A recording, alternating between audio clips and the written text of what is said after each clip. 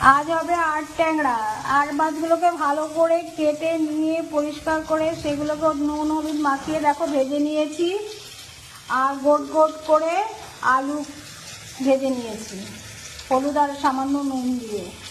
আর এর মধ্যে মশলা কষা হচ্ছে, পেঁয়াজ রসুন আদা জিরে বাটা, টমেটো কুচি ছিল, কাঁচা লঙ্কা দিয়ে মশলাটাকে ভাজছি।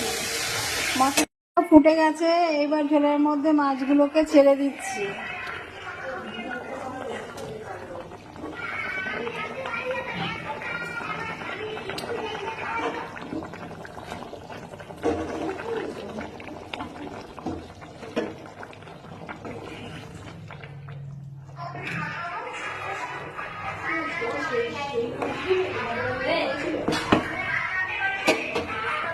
দেখো হয়ে এসছে, এটা মাখা মাখা করে